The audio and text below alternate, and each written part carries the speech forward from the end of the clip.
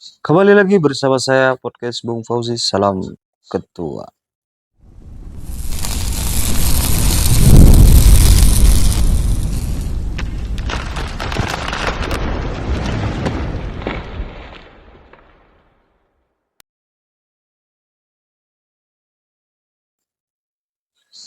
Bagi kawan-kawan yang baru mendengarkan atau menyaksikan uh, podcast saya ini adalah yang pertama adalah banyak hal yang kita bicarakan dari politik, kemudian dari segi ekonomi kreatif dan juga budaya. Yang sering kita temui adalah pemateri atau narasumber yang bicara tentang ekonomi, tentang pengalaman, bahkan tentang politik. Nah, kali ini kebetulan uh, kita akan membahas tentang budaya politik di Indonesia. Nah, politik di Indonesia itu kalau kita lihat hari ini luar biasa. Luar biasa kalau berbicara tentang partisipasi masyarakat atau yang banyak sekali sering disebut hari ini pemuda atau Gen Z itu hari ini luar biasa partisipasinya sangat besar. Cuman kalau berbicara tentang parokial yang salah satu budaya politik di Indonesia itu sekarang mulai berangsur mulai berkurang karena banyaknya media memperkenalkan. Hanya memang sedikit banyak masih perlu dibenahi menurut saya tentang politik di Indonesia. Nah, berkaitan dengan itu ada narasumber saya yang beliau ini adalah tokoh masyarakat yang tidak asing lagi. Beliau sering turun ke jalan, turun ke masyarakat, ke pemuda, mensosialisasikan bahwa politik itu adalah bagian daripada negara kita. Nah, beliau ini sering saya panggil namanya Bung Baim. Tapi nanti mungkin nama lengkapnya bisa disebutkan sendiri karena beliau ini tidak suka kalau disebutkan saya sendiri. Lebih menarik kalau beliau menyampaikan terkait dengan nama itu sendiri, mungkin ada artinya. Nah, untuk tidak lama-lama lagi kita langsung sambut beliau, Bung Baim. Inilah Bung Baim yang tadi saya sampaikan, tepuk tangan dulu. Nah, Disambut apa disambit ini? disambit kalau bisa. Baik, Bung Baim. Selamat malam dulu lah. Selamat malam, Bung. Oh iya, selamat malam Kan Bung Baim. ini waktunya malam ini. Selamat malam Bung Baim. Selamat Sampai malam. jumpa lagi dengan saya nih. Terima kasih Bung Fauzi atas undangannya. Undangan saya hari ini sangat eksklusif karena kita Kenapa? berbicara di hawa yang sangat dingin Iya, bersama-sama ini. karena Malang terkenal dengan kota dingin. Betul. Bukan kota bunga lagi ya? Nggak ada kota bunga, itu sejarah zaman biyen nih. Saya mantul. Aku penasaran dari salamnya Bung Fauzi tadi Salam tuh. salam ketua. Salam ketua. Wah, Kenapa ini. kok bisa ada salam ketua gitu? Nah, kalau salam ketua itu sendiri memang awal mulanya ini bicara salam, salam ketua ya sebelum ke Bung Baim. Iya, dari awal dulu Salam lah. ketua itu sendiri adalah bentuk perlawanan sebenarnya. Seperti mungkin kita contohkan dulu zaman sejarah bagaimana seorang Sokro Aminoto melawan seorang penjajah yang berpakaian bagus. Itu salah satu bentuk perlawanan terhadap penjajah. Nah, hari ini juga seperti itu. Penjajah pada demokrasi kita harus kita lawan dengan kata-kata salam ketua. Karena dari atas ke bawah mempunyai otoritas yang tinggi. Dari situ kenapa saya podcast di mana-mana, tidak ada di ruangan kayak di komputer. Itu karena saya rasa punya otoritas dimanapun harus ada podcast, harus ada suara gitu. Itulah. Baik, menarik. Karena salam ketua itu memotivasi audiens atau penonton yang lain Betul sekali. untuk menjadi ketua gitu. Untuk menjadi ketua, betul. Apa? Motivasi itu, motivasi di mana kita harus mengangkat diri kita supaya kita punya otoritas gitu loh. Oke, baik. Nah, Terus gimana, Bang? untuk Mas Baim, Mas Baim kenapa mau datang ke sini gitu? Karena undangan, Bung. Kalau Oh, nggak diundang nggak mungkin datang saya. Karena undangan dari undangan. Bung Fauzi Mm-mm, adalah teman deket saya, mm-mm. ya datanglah. Datang ya Kita ngobrol-ngobrol bareng di sini, ngobrol santai ya. ngobrol santai di sini. Ada sedikit ketertarikan saya dengan Bung Baim ini. Bung Baim ini punya background yang luar biasa ya. Dan saya ingin dengar sendiri sih sebenarnya dari Bung Baim, apa kesibukan dari Bung Baim selama ini? Kok selalu muncul di mana-mana gitu? Kalau muncul di mana-mana sih kebetulan aja itu, Bung. Ah, Karena kita mempunyai banyak relasi, banyak teman. mm, Itu aja sih kalau muncul di mana-mana. eh, Itu yang mungkin Bung Fauzi dengar di situ. betul. Kalau ke ini kesibukan sehari-hari atau lagi menjabat di mana? Kalau menjabat, Mm, kebetulan saya di Sekretaris Banteng Muda Indonesia. BMI ya. Banteng Muda Indonesia PMI. Oh, BMI Banteng Muda Indonesia. Tahu apa itu BMI? Saya kan bukan orang partai. Saya tanya, Banteng Muda Indonesia itu Saya ada kan kaitannya dengan PDI dong. nggak bilang partai. Saya bilang Banteng Muda Tapi kan Indonesia. sayap kan? Sayap dari Kan saya belum cerita. oh, kalau ada PDI-nya, saya ada bantengnya itu Ya loh. ada Ah, bantengnya ah, terus ah, ah. menyangkut pautnya dari Ah, PDI ah. gitu. Ya, Untuk Banteng Banteng Muda sendiri itu arahnya kemana gitu? Kan ada siapa Redam, terus ada yang lain gitu. Aku kenalnya si Redam, bukan Redam, Redam, Reptem, Rap. Oh ya Rap, Reptem, Rapden, iya. bukan Ah, redam. Redam nama orang, Pak. oh iya. Terus, Nah, Banteng Muda Indonesia mm, itu mm, organisasi kepemudaan. mm, Wadah di mana untuk kaum-kaum muda mulai berorganisasi, mm. ya kan? Terus kebetulan aja Banteng Muda Indonesia ini adalah sayap partai dari PDI Perjuangan dan yang tertua di kalangan beberapa sayap partai yang lain. Nah, kebetulan lahir di bulan 29 Maret Mm. di tahun 2000, udah 24 tahun sampai sekarang. Banteng Muda berdiri Sudah lama ya. sudah lama. Tapi kok Jadi sudah banyak juga mm, beberapa kader dari Banteng Muda Indonesia juga jadi pemimpin di negara kita. ada juga yang jadi Pak Dewan misalnya. Banyak, banyak sekali kalau yang jadi Dewan. Mas Dewan kan. Kalau Banyak, saya Mas bilang Dewan. Mas Dewan itu. Mas Dewan, Om Dewan, itu Sudah banyak, ada semua. banyak. Termasuk Korea Korea ada ya. Ada Korea Korea. Nah, saya ini kan Hmm. Korea-Korea, Bung. Nah, kalau berbicara tentang BMI, BMI ini berarti eh, ada salah satu misi ya, misi yang dimana mengenalkan kepada kaum muda terkait dengan politik ya. Mm-mm, bener. Adakah kira-kira contoh seperti apa yang kemudian bisa benar konkret geraknya BMI sendiri terhadap kaum muda? Untuk kalangan milenial gitu. Hmm? Untuk kalangan milenial. Iya ya.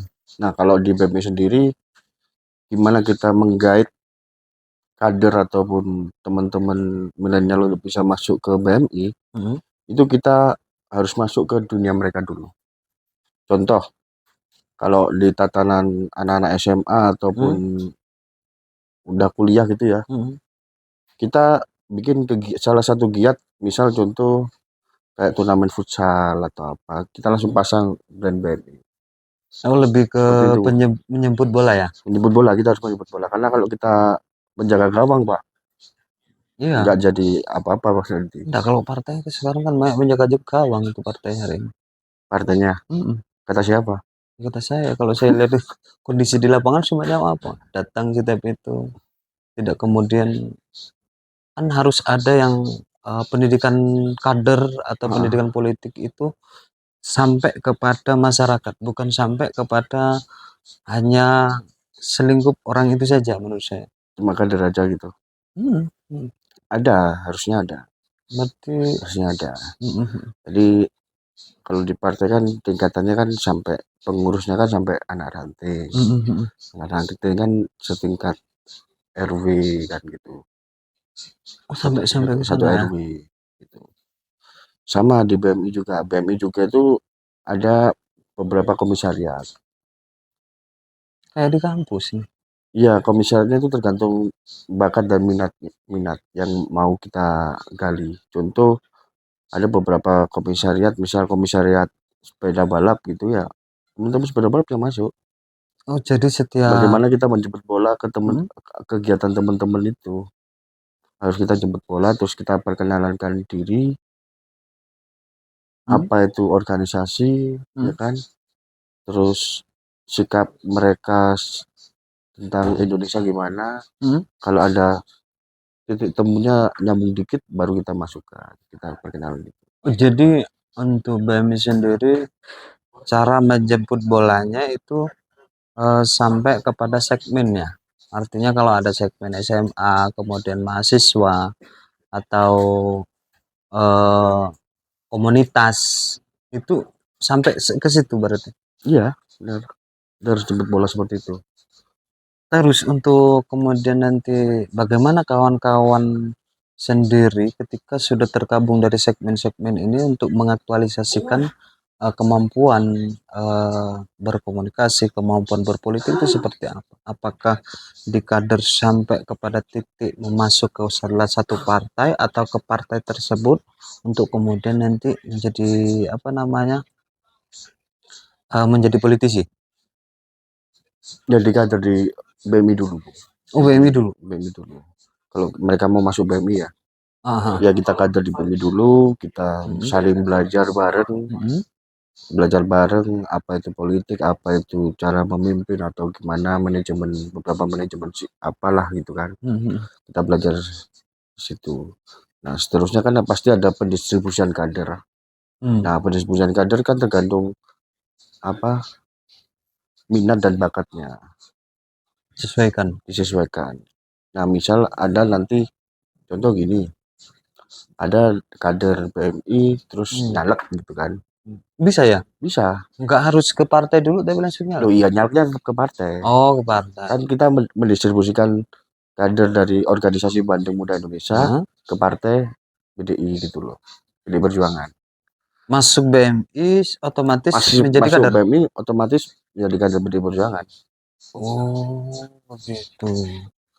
Apalagi Terus itu kan tadi kalau berbicara tentang apa? Bicara tentang BMI sendiri, kemudian masuk secara otomatis nanti akan dikader masuk ke Partai PDI. Prosesnya lama nggak kira-kira? Soalnya saya kayaknya mau masuk nih. mau masuk Ini masuk nanti lah, insya Allah. ya kalau proses sih nggak lama. Tinggal store KTP aja. Oh, setor KTP. Nah, misalnya setor KTP itu kan biasanya dicek di KPU di mana itu. Ya tergantung silon nanti kan masuk silon. Oh, masuk berarti saya kader partai gitu. Iya. Oh, Tapi kalau wajib, yang mm, wajibnya itu cuma pengurus saja, Bu. Pengurus BMI itu harus wajib berpartai, wajib KTA partai. harus ada. Ya, tapi kalau cuma anggota atau simpatisan dari Banteng Muda Indonesia nggak diwajibkan. Mhm. Tapi kita saling belajar bersama di situ. Oh iya. Dinaungan dalam satu organisasi, organisasi kepemudaan. Mhm. Untuk nah kalau tadi berbicara tentang proses atau step by stepnya masuk ke BMI kemudian nanti sampai kepada titik menjadi kader kan. Bagaimana orang BMI sendiri atau Banteng Muda Indonesia melihat situasi atau konstelasi budaya politik di Indonesia hari ini. Hmm, Misalnya terkait dengan oh hari ini kok seperti ini gitu. gimana?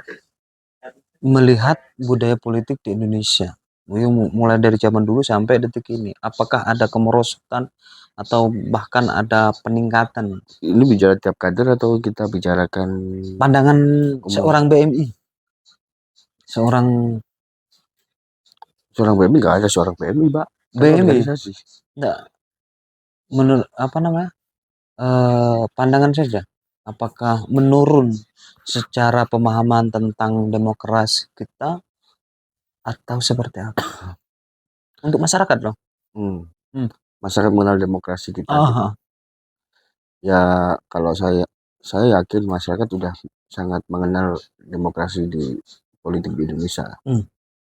Cuma memang ada beberapa kurang pendidikan politik aja.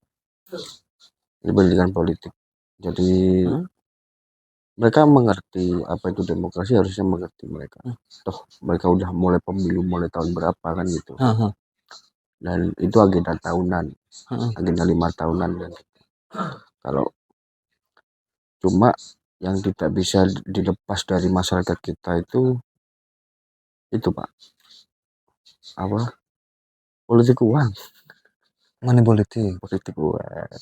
Tetapi kan ini salah satu Itu yang harus kita garis bawahi di situ. Jadi pendidikan politik seperti apa itu yang harus kita hilangkan di politik uang. nggak bisa, Pak. Kenapa Kalau nggak saya bisa? lihat enggak begini.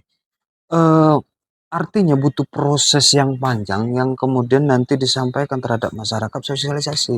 Iya, Sosialisasi. terkadang Pak, gini, saya bicara lapangan kan, karena saya juga orang lapangan, saya dulu di lembaga survei juga, sudah beberapa kali ke kota-kota besar dan luar pulau, sama. Jadi apa? Kita mensosialisasikan program, kita mensosialisasikan diri kita atau calon kita dengan program yang baik gitu kan, itu masih tetap aja kalah. Ini kan berbicara tentang bagaimana pemahaman politik kan terhadap masyarakat. Ya, sehingga menurut saya itu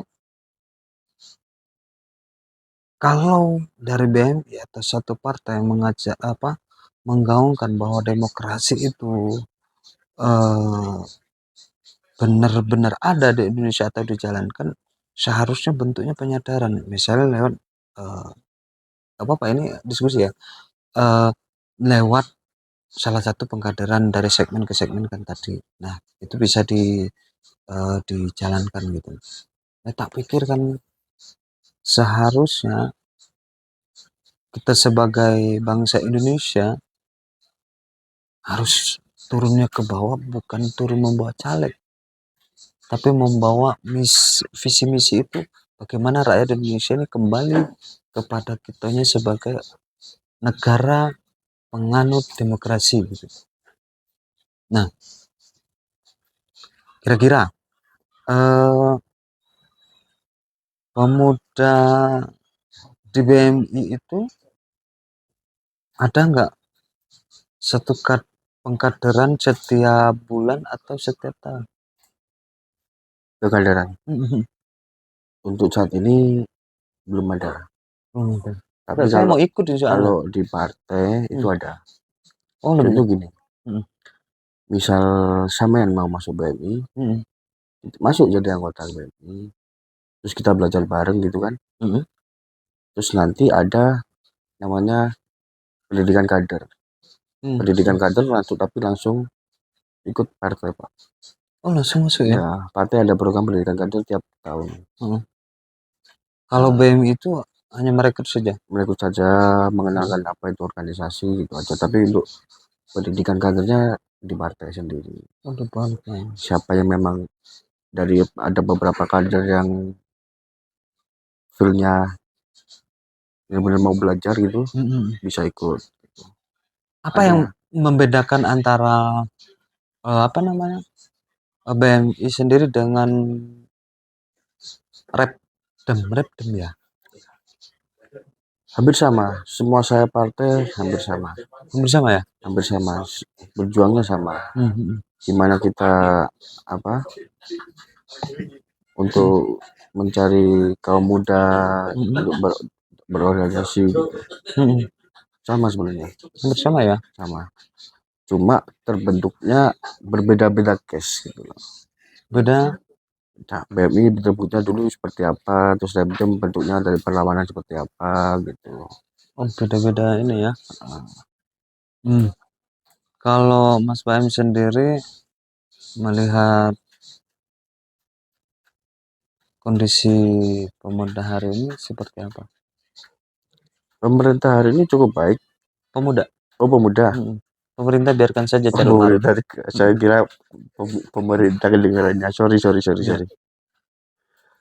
Pemuda sekarang Mm-mm. lebih ke simple. Mm. Simple, apalagi kaum Z ini ya, Mhm. sangat simple. Contoh kecil, kemarin lah waktu apa, pileg itulah. Apa kok pileg, pilpres. Pilpres ya, ya pilih pilpres. Ya, Ya. waktu pilpres. Tapi pilpres ya aja. Mm. Kita bicara pilpres. Yang lebih mengena ya. Mm. Karena ada beberapa pasangan, yang satu menawarkan program dengan sungguh-sungguh, yang satunya lagi cuma menawarkan program, nah yang entah itu bisa dilaksanakan atau enggak, cuma dibumbui dengan jaga-jaga aja gitu. Iya. Ya kalau lihat pemuda memang hari ini kan lebih kepada faktanya di lapangan itu lebih suka kepada yang real saja gitu. Real di lapangan seperti apa. Kalau terlalu serius banyak bosan. Bahkan kalau lihat Iya, pemimpin-pemimpin kita lebih kepada ini sih, lebih kepada komedian komedian yang hadir pada benar. di layar kaca semua gitu. Nah, harapannya, dan terakhir nih, harapannya kira-kira Bung Baim sendiri untuk eh, rakyat Indonesia, bangsa Indonesia, pemuda Indonesia, bahkan pemimpin Indonesia ini kita mau dibawa kemana? Harapannya. Kalau harapan saya ya sebagai pribadi, ayolah muda-mudi Indonesia sedikit melek, sedikit berpikir apa itu politik, apa itu demokrasi. Negara butuh kalian. Negara butuh pemikir. Mari belajar bareng-bareng. Terus karena kita harus tahu arah Indonesia mau dibawa kemana nanti. Kalau bukan kita, nanti siapa lagi penerusnya kan gitu. Makanya itu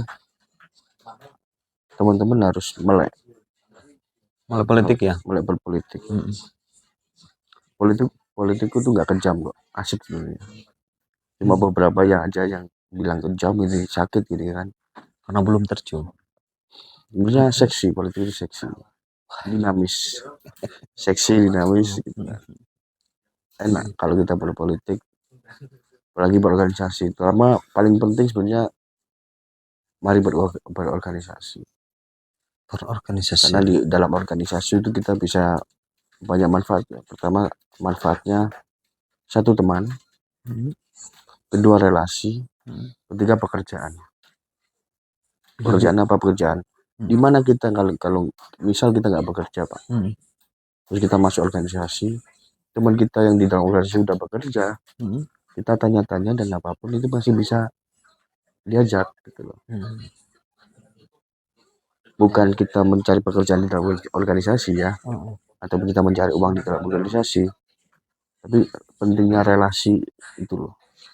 Untuk menggali potensi Ya, kita menggali ya. potensi kita, bagaimana kita bisa feelnya di mana nantinya, bergeraknya seperti itu. Terus minat bakat kita nanti seperti apa kalau kita udah berorganisasi, kan pasti ketahuan kalau kita ngumpul-ngumpul teman-teman. Minatku kemarin nggak seperti ini kok sekarang tiba-tiba begini gitu lah. Untuk pesan pada pimpinan kita atau bangsa keseluruhan, pesannya gimana? Pesan ke pemimpin, Iya, ojo opo apa? ngono. Jangan takut, ini Enggak lah, bebas kok. enggak takut. Heeh. Apa ya? Hmm. Pesan ke pemimpin sih lebih jangan lupakan konstituenmu gitu aja sih. Gitu ya. Dari lupakan konstituenmu, siapa yang memilih kamu dulu, harapan-harapan mereka itu ada di tanganmu semua, di pundakmu semua. Jangan kecewakan mereka, karena ada beberapa janji yang kamu ucapkan dulu, itu adalah harapan mereka. Gitu loh. Jangan sampai dikhianati, itu aja sih. Kalau udah jadi pemimpinnya, tetap ya kalau bisa tetap jujur, itu yang utama sih. Jujur rendah hati itu. Itu aja Bu. Untuk rakyat Indonesia atau bangsa Indonesia, konstituen tadi ada pesan nggak? Gimana? Ada pesan nggak untuk rakyatnya, Itu pemilihnya? kan sudah mewakili tadi. Sudah mewakili semua. Baik, Bung Baim, terima kasih atas kesediaannya untuk bersama saya sebentar. Ini meskipun sedikit dingin, ternyata luar biasa yang disampaikan oleh Bung Baim terkait bagaimana kita melihat konstelasi di lapangan hari ini berkaitan dengan budaya politik di Indonesia, bahkan sampai kepada sisi Gen Z-nya atau Gen Z-nya, banyak sekali disampaikan. Seharusnya kita sudah tidak lagi acuh tak acuh terkait dengan politik, karena politik itu adalah bagian daripada kehidupan kita. Negara tanpa politik tidak akan berdiri, kan seperti itu. Bangsa Indonesia juga harus cerdas. Terus pemimpin kita juga harus jangan sampai acuh tak acuh ketika sudah jadi, karena uh, jad, jadinya mereka itu atas dasar suara-suara yang diberikan oleh bangsa Indonesia. Bangsa Indonesia ini besar, bangsa Indonesia ini tidak terkalahkan oleh bangsa-bangsa lain. Cukup sekian dari kita. Salam kedua.